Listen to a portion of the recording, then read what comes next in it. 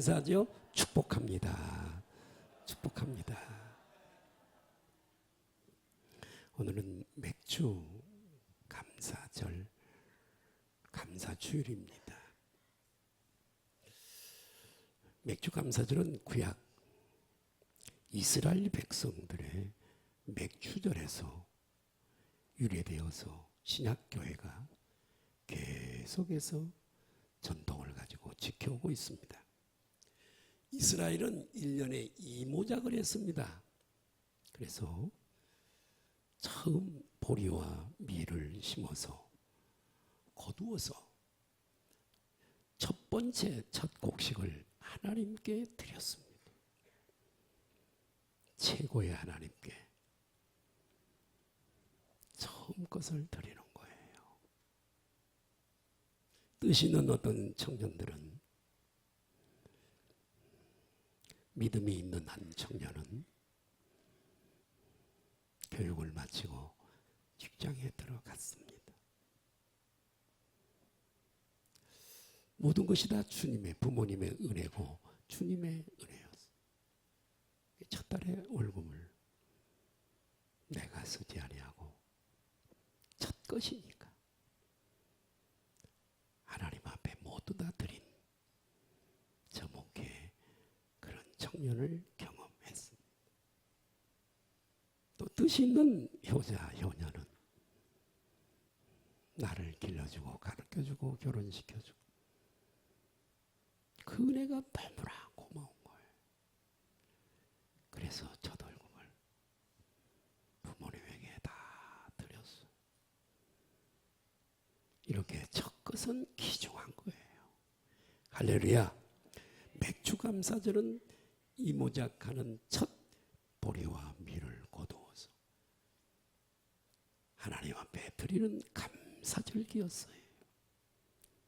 성경에 첫 열매로 망하고 첫 열매로 흥한 사람의 이야기가 나와 있습니다. 이스라엘의 초대 왕 사울을 우리는 잘 압니다. 왕이 되고 처음 전쟁을, 아말렉과 전쟁을 하게 되는데 하나님께서 사울에게 첫 것은 내 거야. 전쟁에서 나가서 싸워 승리하면 너희들이 가지고 가지 마. 다 죽여. 짐승이 됐든 사람이 됐든 무엇이 되었든 가지고 가지 마. 명령을 했습니다. 하나님을 경외하는 사람, 참 하나님의 살아계심과 우리의 축복의 원조가 되신 하나님을 믿는 사람은 하나님의 말씀에 순종하는 사람인 줄로 믿습니다. 사울 왕이 그런 사람이었다면 하나를 보면 열어라. 사울 왕이 그런 왕이었다면 그 말씀에 적극 순종했겠지만 전쟁을 하다 보니까 아말렉 사람들의 집에 살찐 소와 살찐 양들이 많이 있었습니다. 하나님이 어떻게 하라 하셨다고요? 하나님이 어떻게 하라 그랬어요? 첫 번 전쟁에서 내게 다 바치는데 바치는 방법은 너희들이 가져가지 말고 다 죽여. 순종하지 않았습니다. 살찐 소와 양이 탐이 났습니다. 몰래 끌어다가 자기 뒤뜰에 붙들어 매놨습니다. 선지자가 그 집에 왔습니다. 소들 울음소리가 나고 양들의 울음소리가 났겠죠. 이게 무슨 소리요? 그랬더니 전쟁으로 갔다가 살찐 소, 양을 가지고 왔습니다. 아니, 하나님이 다 그것들을 척결하라고 하지 않았습니까? 왕이 어찌하여 이렇게 불순종합니까? 하나님께 제사하려고 거짓말을 합니다.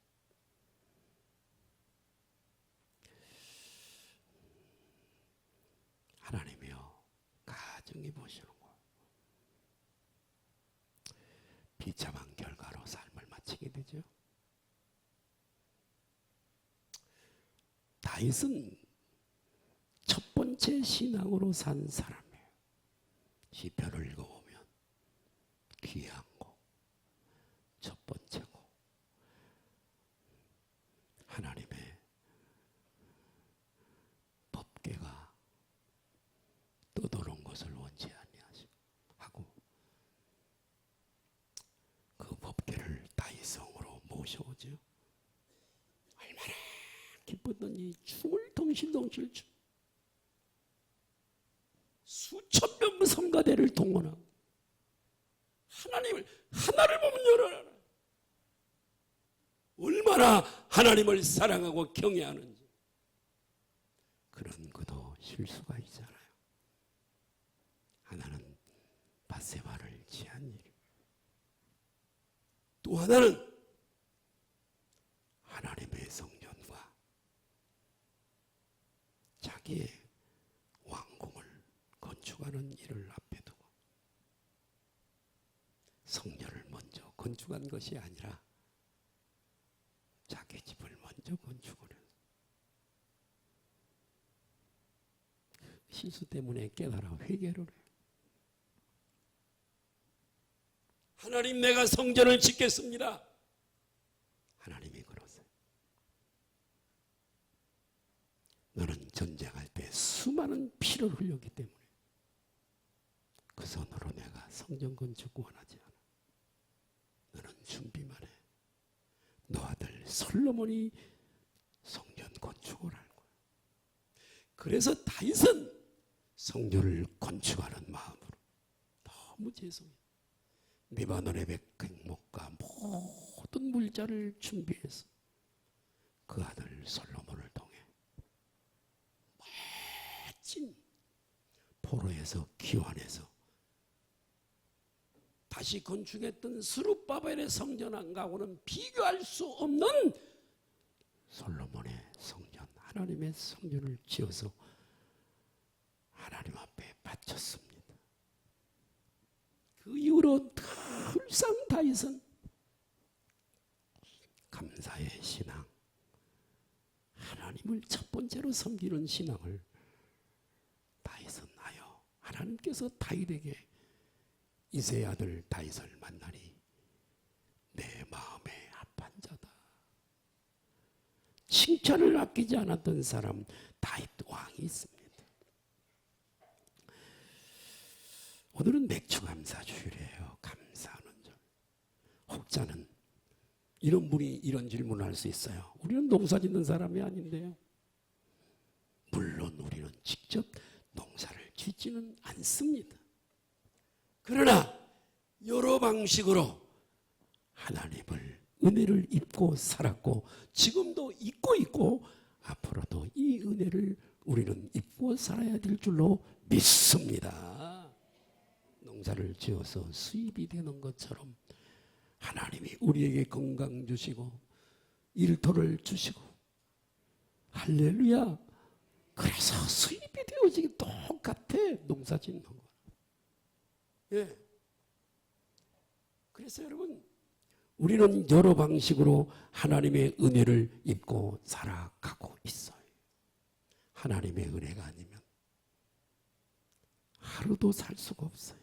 따라합시다. 모든 것이 하나님의 은혜다. 예. 피조물로서 우리는 당연히 창조주에게 은혜를 수여하시는 그분에게 감사해야 마땅한 줄로 믿습니다. 그런데 이 사람이 말이에요. 거짓되고 하나님을 알지 못하고 성경의 말씀이 타락한 것이 사람의 마음에 죄성이 우리 안에 있어요. 우리의 마음이 둔해져서 우리가 미련하고 약해서 하나님 앞에 감사할 줄을 모르는 거예요. 감사를 잃어버리고 살아요.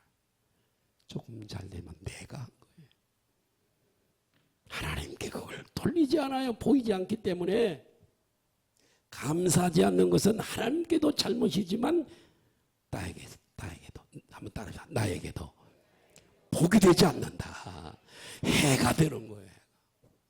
감사하지 않으므로 내게 오는 손해가 얼마나 큰지 몰라요. 감사하며 살아가는 삶을 잃어버리고 사는 사람은 많은 것을 잃어버리고 살아가는 거예요. 그래서 잊지 말고 우리는 하나님 앞에 감사해야 될 줄로 믿습니다. 하나님께서 우리를 아시고 감사를 잃어버리고 살아가는 우리를 아시고 1년에 2차례 감사절기를 두셨어요. 전반기는 맥주감사, 후반기는 수장절을 의미하는 추수감사. 말하자면 감사절은요, 감사신앙의 정기검진일로 두신 거예요. 우리 건강에도 2년에 한 번, 늦어도 3년에 한 번은 건강검진을 해야 돼. 그래도 그 사이에 암이 생겨서 죽는 사람 봤어요. 우리 후배 성목사라고 항상 나에게 형 하면서 잘 따르는 목사님이죠. 얼마 전에 제가 병원에 신방을 갔다 왔는데 자주 하는데도 조금 몸이 안 좋아서 갔더니 대장암 2기에서 3기로 넘어갔다. 다행히 의사가 그 부분을 수술해서 오려내고 깨끗하게 잘 됐다고 퇴원하라 그래서 퇴원을 했습니다. 마찬가지로 우리가 정말 신앙의 건강을 유지하려면 감사신앙을 우리가 잘 점검해 봐야 될 줄로 믿습니다. 예, 아무쪼록 오늘 말씀을 통해 나의 감사신앙을 확인하시고 할렐루야, 감사신앙을 충만히 회복함으로 늘 복된 인생을 살아가시기를 주님의 이름으로 축복합니다. 오늘 본문은 다윗의 말년에 있었던 사건의 기록을 확실하게 리얼하게 기록했습니다. 다니엘은 소년 시절 조국 이 유다가 바벨론이라고 하는 거대한 나라에 의해서 멸망을 받고 포로로 끌려갈 때 한 3차례 정도 끌려갔는데 첫 번째로 여러분 왕과 귀족들과 함께 엘리트들과 함께 끌려갈 때 끌려갔습니다. 그러나 만사가 주님의 은혜, 요셉처럼 주님의 은혜로 대제국의 총리가 되고 하나님의 놀라운 역사를 감당하는 신앙의 영웅이 되었습니다. 어떻게 그가 포로로 붙잡혀가서 승리하는 인생이 될 수 있었던가? 여러 요인이 있겠지만은 그 중에 하나가 따라하십니다. 감사신앙. 무슨 신앙이요? 감사신앙. 옆에 분들 한번 인사하세요. 우리 늘 감사하며 사십시다.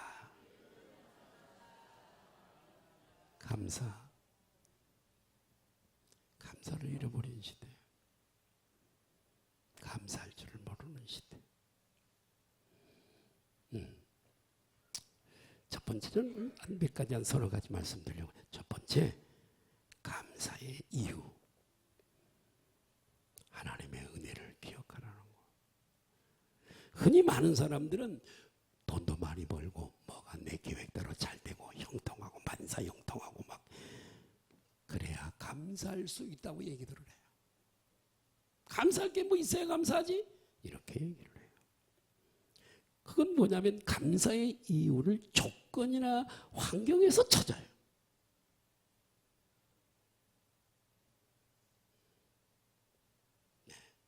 그러나 감사의 이유는 조건이나 환경 자체가 아니고 그 가운데 하나님의 은혜를 기억하는 거예요. 따라합시다. 감사란 하나님의 은혜를 기억하는 것이다. 옛말에 이런 말이 있어요. 은혜는 물에다가 새기고 원수는 돌에다가 새긴다. 예, 은혜를 잊어버린다는 거죠. 물에다가 은혜를 새기는데 금방 흘러가 버리지. 은혜를 즉시 잃어버리는 시대. 인간에게 이런 속성이 있다 보니까 잘 될 때도 감사하기가 어려워요. 공로를 내게다가 돌리니까. 내가 잘나고 내가 머리가 좋고 내가 수단이 있고 또 잘 돼도 감사하기가 어렵지만은 여러분 어려움을 당할 때 감사는 더 어렵습니다. 옛날에 이런 말이 있죠. 잘 되면 자 여기 보세요. 오늘 감사절 설교하고 있어요. 자 집중을 하고 좀 졸지 말고 잘 들었으면 좋겠어. 잘 되면 내 탓이고 못 되면 조상 탓이고 그죠? 조금만 하지만 꼭 우리는 누구를 핑계를 대. 누구 때문에? 부모 때문에, 아내 때문에, 남편 때문에, 뭐 누구 때문에? 잘 되면 절대 안 그러지. 내가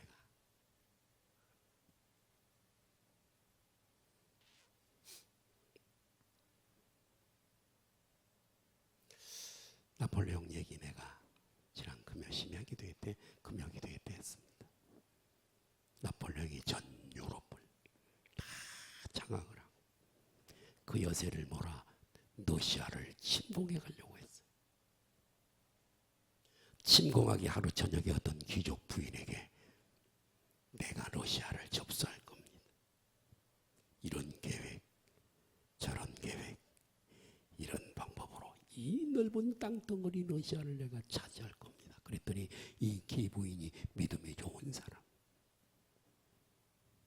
사람이 그때 뭐라고 나폴레옹이 얘기하냐면 사람이 마음으로 계획할지라도 그것을 이루시는 분은 하나님 있습니다. 하나님을 알고 하나님을 높이고 그분을 의지하세요. 그랬더니 나폴레옹이 뭐라 그런 줄 아세요? 뭐요? 그 풀에는 내가 다 세우는 거예요. 내가 직접 전쟁에서 뺏는 거예요. 무슨 하나님이냐? 러시아와의 전쟁에서 대패를 합니다. 이 일로 인해서 그는 실각하게 되고 세인트 헬레나 섬에 유배가 돼서 비참한 말라를 끝내고 맙니다. 하나님을 알지 못하는 사람, 감사가 없는 사람은 말로가 별로입니다. 어떤 지혜로운 부인의 이야기입니다. 아내들이 믿음이 좋아야 돼요. 좋은 믿음을 가진 아내를 둔 남편들은 참 복받은 사람입니다. 좋은 믿음을 둔 아내를 둔 남편은 정말 복을 받은 사람. 남편이 곁길로 갈 때 한마디 충고가 그를 살리거든.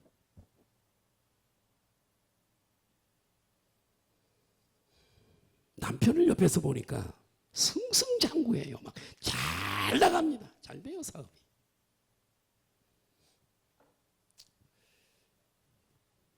아내가 염려가 됐습니다. 혹시라도 너무 잘 되니까 교만해서 하나님을 의지하지 않고 하나님을 부인하지 않을까 염려가 됐습니다. 그래서 이따금씩 이렇게 찔러줍니다. 여보, 착각하지 마세요. 당신이 잘나서 그런 게 아니고 하나님의 은혜라는 걸 꼭 기억하세요.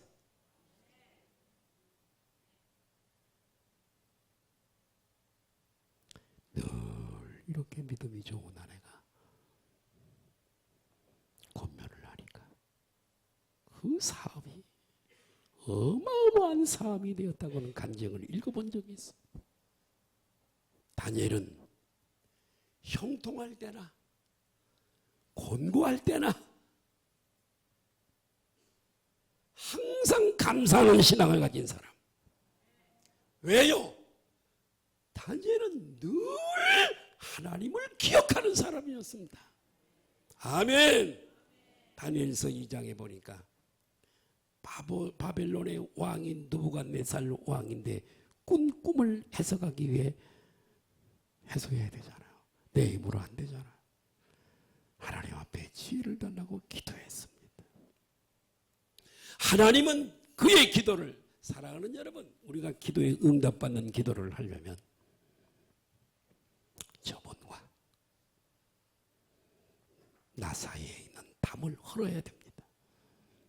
하나님을 멀리한 것도 있고 하나님을 불순종한 것도 있어요. 지은 죄가 쌓여 있어요. 하나님과 나 사이에요. 그런데 내가 여기 앉아서 주여 주여 듣지 않으세요. 하나님이 외면하세요. 어떻게 했죠? 먼저 여기를 청소해야 돼요. 아멘 좀 해요. 여기에 다 교만했던 거, 하나님을 멀리했던 거, 생활의 염려로 마음이 둔해졌던 거, 깨끗이 맨날 며칠이고 하고 난 다음에 하나님 앞에 기도하면 하나님이 아세요. 몰리얼 하나님께 더 가까이 온 걸 아세요. 그리고 응답을 하시는 거예요. 여러분, 아이고 다니엘이 꿈 해석 좀 느부갓네살 왕 꿈 해결해달라고 그렇게 기도를 하는데 하나님이 응답 안 하면 어떻게 해석을 하겠어요? 즉각 응답을 하시는 거예요. 할렐루야. 네. 다니엘서 2장 23절을 한번 좀 보실까요? 시작. 나의 조상들의 하나님이여, 주께서 이제 내게 지혜와 능력을 주시고 우리가 주께 구한 것을 내게 알게 하셨사오니 내가 주께 감사하고 주를 찬양이다 하고 곧 주께서 왕의 그 일을 내게 다 보이셨느니라. 꿈을 해석할 지혜를 다 주신 거예요. 상황을 다 파악하게 하신 거예요. 형통할 때 하나님의 은혜를 기억하며 감사했어요. 반면에 본문의 상황은 어떻지요? 어려운 때 사람이 살아가노라면 항상 순종할 때만 있는 거 아닙니다. 여러분의 인생을 뒤돌아보세요. 좋은 일만 있었습니까? 아니요. 고난의 상황이에요. 지금 목숨이 왔다 갔다 하는 절명의 때예요. 풍전등화와 같은 때예요. 구체적으로 어떤 내용이죠? 다니엘 6장 1절에서 9절에 기록되어져 있는데 당시에 바벨론이, 거대한 바벨론이 영원한 나라는 없어요. 사람도 영원하지 못해요. 내일 모레 하나님 앞에 가야 돼요. 나라도요. 우리나라도 인구가 이렇게 축소되면 언젠가는 없어진다죠. 영원한 나라는 없어요. 바벨론이 멸망을 하고 메대 바사가 이제는 제국을 다 통일하고 바사와 메대 시대입니다. 그때 왕이 우리가 잘 아는 고레스 왕, 바벨론 포로 70년 후에 되돌려보낸 이방 왕 고레스. 정권이 바뀌었어요. 이제는요. 바벨론 시대에서 메대 페르시아 시대로 바뀌었어요. 바사는 페르시아예요. 워낙 모든 면에 탁월하기 때문이기도 하지만 저분의 은혜로 나라 정권이 바뀌었는데도 총리인 줄로 믿습니다. 계속 나라가 바뀌어도 감당을 해. 저분의 은혜. 당시 총리가 3명이었대요. 그런데 왕이 다니엘을 수석 총리로 세우려고 하니까 2명과 보관들이 다니엘을 무너뜨리고자 별짓을 다 하는 거예요. 그 허물을 캐려고 이잡듯이 뒤지고 뒷조사를 하고 허사였습니다. 그러던 중에 허물 아닌 허물 하나를 붙잡았습니다. 그게 뭐냐면 다니엘은 기도의 사람이잖아. 매일 3번씩 예루살렘 쪽을 향한 창문을 열어놓고 하나님 앞에 기도했습니다. 이걸 붙잡은 거예요. 그래서 그들은 왕을, 멍청한 왕을 충동해서 법을 만들어요. 앞으로 30일 동안 왕 외에 다른 신이나 다른 사람에게 기도하는 것을 금지하는 법령을 통과시켜요. 요즘으로 말하면 일제 단속, 특별 단속 기간 한 30일을 정해놓고 그렇게 하는 거예요. 만일 걸리면 어떻게 되는가? 굶주린 포악한 사자굴 속에 던져놓아서 사자의 밥이 되게 하나 무서운 법이죠. 다니엘을 죽이려고 없애버리고 자기들 세상 가져오려고 흉계를 꾸미게 된 거죠. 멍청한 왕은 자기를 높여주는 줄 알고 언론 도장을 찍어 결제를 했어. 문제는 당시의 법으로는 왕이 한 번 결제하면 시소가 안 돼. 다니엘이 조서의 왕의 도장에 찍힌 것을 알고도 자기 집에 돌아가서 어떻게 한 줄 아세요? 이러면 안 될까요? 문을 꼭꼭 잠궈놓고 기도하면 되잖아요. 아니면 그것도 좀 어려우면 이불을 뒤집어 써. 이불을 뒤집어 쓰고 기도하면 누가 알아? 그런데 다니엘은 그렇게 하지 않았어요. 똑같이 창문을 열어놓고 하나님 앞에 감사 기도를 드렸어요.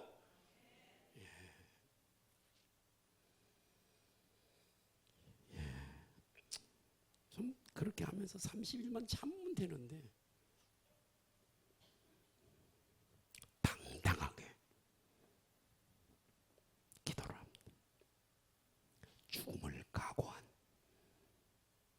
신앙을 가진 거예요. 그런데 여기서 정말 놀라운 것은 그가 하나님 앞에 감사했다는 거예요. 한번 생각해 보세요. 그런 상황에서 어떻게 감사할 수가 있겠어요? 무엇에 대해서 감사했을까요? 다니엘도 우리와 똑같은 사람인데 죽음이 두렵지 않았을까요? 혹자는 그런 고령이기 때문에 생명에 대한 두려움이 없었기 때문에 그랬을 거다. 그는 이스라엘의 바벨론의 침략을 받고 일자포로 BC 605년 끌려온 사람. 바벨론이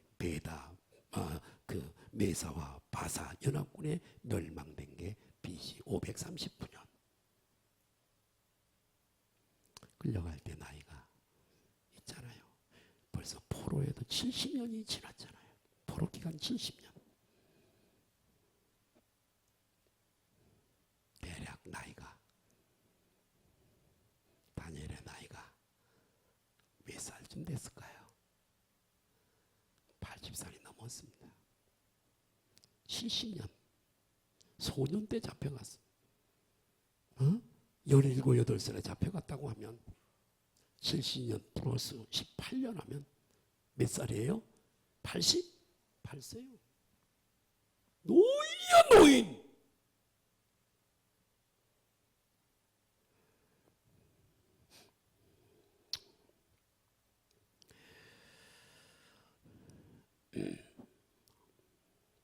참 그는요 살 만큼 살아서 쉽게 목숨을 걸고 기도한 게 아니에요. 하나님의 은혜를 기억했어요. 소년 시절부터 지금까지 파란만장한 생애를 살아오는 동안에 지켜주신 하나님의 은혜, 포로 소년이 대제국의 총리까지 올라오게 하신 하나님의 그 크신 은혜,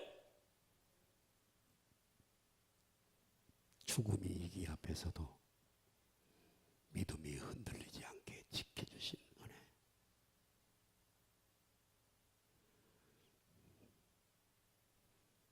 살려주시면 계속 충성하겠지만 설사 죽는다 해도 천국에 들어갈 수 있는 믿음을 주신 은혜, 그 모든 것이 은혜로 하나님 앞에 감사 기도를 창문을 열어놓고 한 줄로 모셨습니다.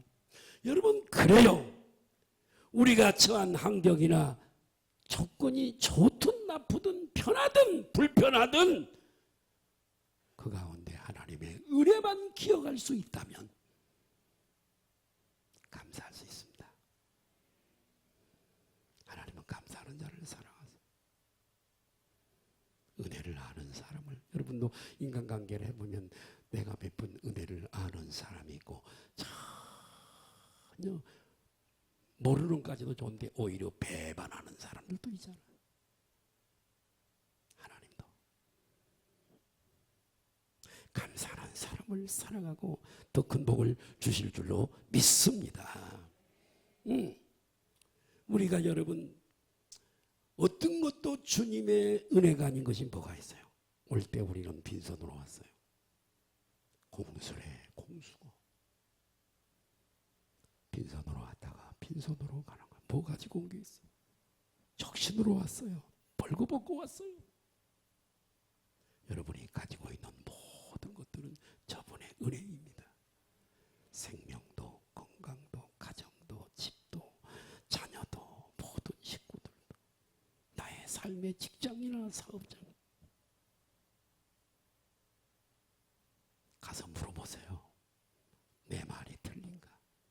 고린도전서 4장 7절을 한번 보실까요? 시작. 누가 너를 남달리. 자, 세상 사람들 구별 거룩인데요. 구별이 거룩이에요. 세상 사람들 중에 너희를 이렇게 믿음의 천국 갈 수 있도록 뽑은 사람이 누구겠냐? 누가 너를 남달리 구별하였느냐? 내게 있는 것 중에 받지 않은 게 뭐가 있어? 믿든지 안 믿든지. 내가 받았은즉 어찌하여 받지 아니한 것 같이 저분을 자랑해야지 너를 자랑하니.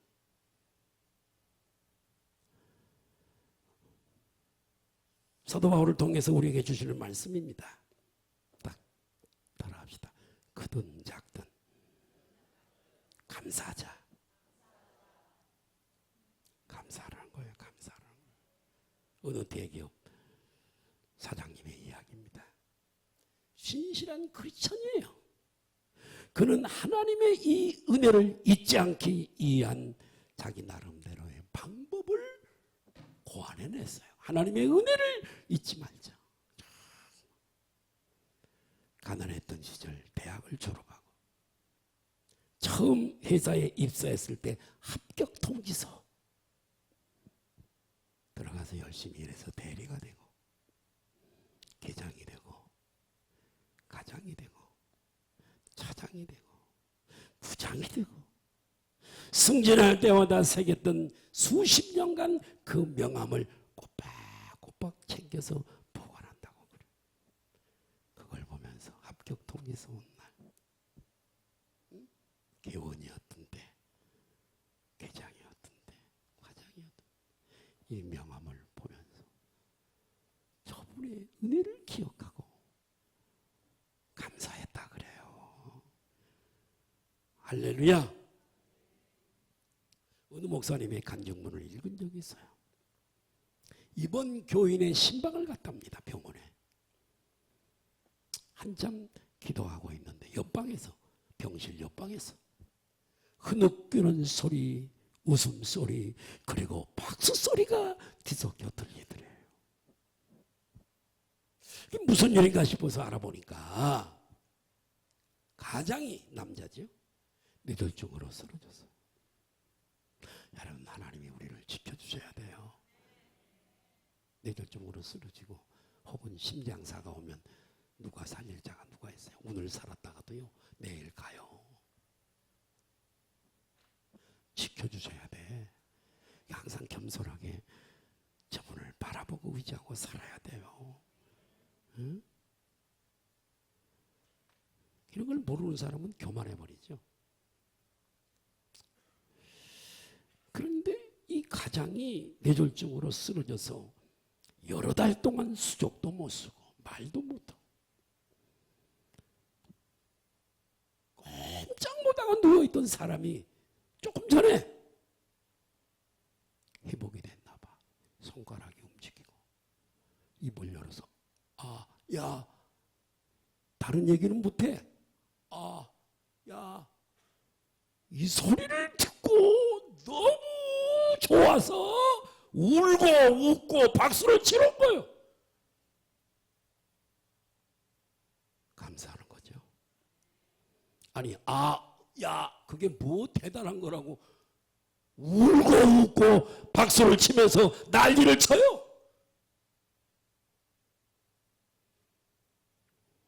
저분의 은혜가 아니면 안 돼. 우리가 무에서 왔다는 사실, 모든 게 하나님의 은혜라는 사실을 꼭 오늘 기억하시길 바라요. 두 번째, 감사의 신앙, 행복의 쌍둥이.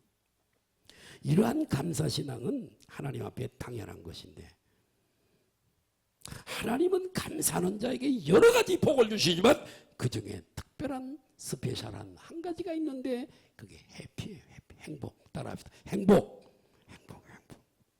여러분 한번 생각해 보세요. 어떤 사람이 행복할까요? 많은 소유를 가진 사람. 소유 가진 사람요, 더 근심이 많고 더 고민이 많고요, 더 그 근심 걱정거리가 많아. 소유를 많이 가진 사람, 환경이 좋은 사람 아닙니다. 정답은요, 어떤 사람이 행복한가? 따라합시다. 감사하는 사람. 할렐루야. 그래서 감사와 행복은 쌍둥이에요. 쌍둥이. 감사하는 사람은 행복하고 행복한 사람은 감사할 수가 있는 것. 와, 감사해요. 하나님. 울면서도 감사. 이런 말이 있어요. 불행한 사람은 갖고 있지 않는 것을 원하고 사모하고 사랑한대. 그러나 행복한 사람은 갖고 있는 것을 감사하고 사랑한대요. 무슨 얘기인지 무진장 어려운가요? 행복한 사람은 하나님이 내게 주신 것에 대해서 감사하고 기뻐하고 사랑한답니다.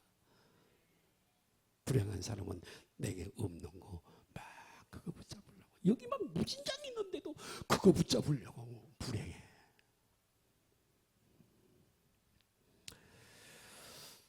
미디어 리서치에서 한국인의 행복도에 관해서 조사한 적이 있는데 각계각층의 사람들을 대상으로 조사를 했어요.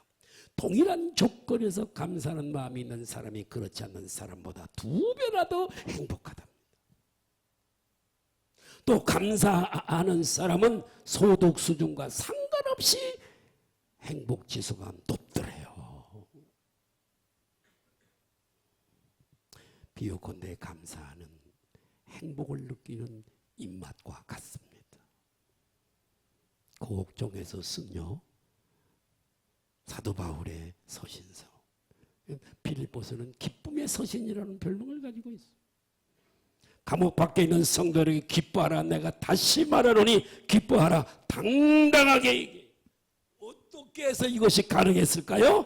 감옥에 있어도 하나님의 은혜를 기억하면 감사하고 기뻤어요. 할렐루야. 이런 신앙의 소유자였던 바울은 심지어 순교하면서도 행복한 죽음을 맞이할 수가 있었어요. 살아도 좋고 죽어도 좋고, 살아도 죽으면 죽으면 천국 가니까 더 좋고. 여러분 행복해지고 싶으세요? 그렇다면 감사의 기술을 배우시기를 바라요.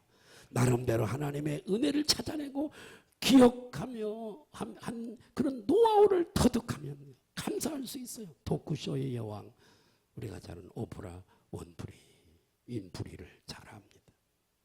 행복의 비결은 감사일기 쓰는 거래요. 참 불우한 사람이 했어요. 사생아에다가 흑인 슬럼가의 출신이요. 미성년자 어린 시절에 성폭행을 당하고 절망, 삶이 그 절망 자체였습니다. 그런 생애 가운데서도 소망을 갖고 성공할 수 있었던 것은 늘 감사일기를 쓰면서 하나님 앞에 감사했대요. 크게 한번 아멘 하십시다. 예. 감사했대요. 세 번째, 마지막, 감사의 기도. 기적의 어머니. 따라합시다. 감사는 기적을 낳는다. 또 한 가지 감사 신앙을 가진 사람에게 하나님이 주시는 선물이 있어요. 뜻하지 않는 놀라운 기적이에요. 말하자면 하나님의 보너스예요. 응? 우리가 감사하며 기도할 때 하나님이 기적적으로 응답하실 때가 있어요. 감사 기도는 그래서 기적의 어머니예요. 다니엘이 죽음을 각오하고 창문을 열어놓고 감사 기도를 했죠. 그러자 어떤 일이 벌어집니까? 당장은 일이 꼬이는 것처럼 보여지지만 다니엘의 일거수 일투족을 감시하던 사람들이 계좌를 부르며 왕에게 올라가서 고소하지요. 왕은 그때서야 비로소 이 두 총리와 고관들의 그 흉계를 알아채려고 후회를 했지만 돌이킬 수가 없어. 취소할 수 없다 그랬잖아요. 결국 다니엘은 사자굴 속에, 굶주린 사자굴 속에 던져지게 됩니다. 16절에 이에 왕이 명령하며 다니엘을 끌어다가 사자굴에 던지는지라, 던져넣는지라. 다니엘은 사자굴 속에 던져지게 돼요. 그 왕은 너무 괴로워서 다니엘을 사랑하는 왕이었으니까요. 식음을 전폐하고 잠도 못 잡니다. 이튿날 새벽에 다니엘이 어떻게 됐나 사자굴 속에 왕이 달려갔어요. 그때 사자굴 속에서 다니엘의 음성이 들리는데 22절에 나의 하나님이 이미 그의 천사를 보내요. 우리 한번 다니엘서 한번 22절 한번 좀 띄워주실래요? 예. 자, 시작. 나의 하나님이 이미 그의 천사를, 저가 금요일날 앞서 보내시며 내가 했죠. 너희들 앞에 내가 앞에 가는 거예요. 앞에 어려운 일이 있어도 하나님 앞에 가서 정리를 다 해놓으시면 돼요. 앞서 가신대요. 하나님이 사랑하는 자에 앞서 가서 일을 하신대요. 여기도 마찬가지잖아요. 나의 하나님이 이미 그의 천사를 보내어 사자들의 입을 봉하셨으므로 사자들이 나를 상해하지 못하였사오니 이는 나의 무죄함이 그 앞에 명백함이 오며 또 왕이며 나는 왕에게도 해를, 왕이여 나는 왕에게도 해를 끼치지 아니하였나이다. 하나님이 천사를 보내 털끝 하나 상하지 않도록 기적을 베풀어 주신 줄로 믿습니다. 감사했더니 기적이 일어난 거예요. 이 장면을 와쁘게 담은 후기 인상파 화가 중에 벨기아의 화가 한 사람이 있는데 루벤스라고 하는 화가예요. 그의 작품 사자굴의 다니엘이라고 하는 그런 그림이 유명한 명화가 있어요. 다니엘이 서 있고 그 옆에 순한 양들이 앉아서 있는 거예요. 애왕년처럼. 다니엘의 말을 들은 다리오 왕은 너무 기뻤어요. 흉계를 꾸민 그 사람들을 사자굴 속에 넣어서 처형하도록 명령하는데 24절 한번 띄워주실래요? 24절 시작. 왕이 말하여 다니엘을 참소한 사람들을 끌어오게 하고 그들의 처자들과 아내들과 함께 사자굴에 던져 넣게 하였더니 천사가 와서 입을 봉하지 않아. 이때는 그들이 굴 바닥에 닿기도 전에 사자들이 곧 그들을 움켜서 그 뼈까지도 부서뜨리고 먹어버려. 놀라운 기적이 일어났습니다. 할렐루야. 이제 말씀을 좀 마치려고 그래요. 성경을 연구해 보면 감사할 때 기적이 일어나요. 요나가 하나님 명령받고 다시스로 도망을 가다가 던져져서 물고기 뱃속에 들어가 회개해요. 그리고 감사해요. 감사하니까 하나님이 그를 그 고래가 아니에요. 큰 물고기예요. 육지에다가 토해놓더라고. 예수님이 오병이어 신약으로 넘어와서 오병이어의 기적, 많은 사람들이 베세다 들녘에 있을 때에 하나님께서 우리 예수님께서 오병 물고기 2마리와 떡 2덩어리 물고기 5마리를 가지고 감사기도, 축사는 감사기도니까 그랬더니 5,000명을 먹이고 12광주리가 남아. 할렐루야. 요한복음 11장에 보니까 나사로가 죽어서 무덤 속에 있는데 예수님이 살려주신 사건이 있는데, 요한복음 11장 41절에 보니까 돌을 넘겨 놓으니 예수께서 눈을 들어 우러러보시고 이르시되 아버지여 내 말을 들으시는 것을 감사하나이다 기도하고 나사로야 나오라 부르니까 나사로가요 걸어서 나오더라고요. 따라합시다. 감사는 기적을 불러온다. 그래요. 기적을 불러오게 돼 있어요. 여러분, 여러 가지로 어려운 때예요. 우리가 지금 참 어려운 때예요. 물가가요 세계에서 도쿄 다음에 2위래요. 물가가 너무 올랐어. 어려운 때 이런 상황에서 감사할 수 있을까? 그런 생각이 들 수도 있어요. 그러나 이럴 때 감사하는 사람이 진짜 신앙인입니다. 하나님의 은혜를 기억함으로 우리 2024년 맥주 감사주일에 이 감사를 회복하여 행복하시고 기적을 경험하시기를 예수님의 이름으로 축복합니다. 축원합니다.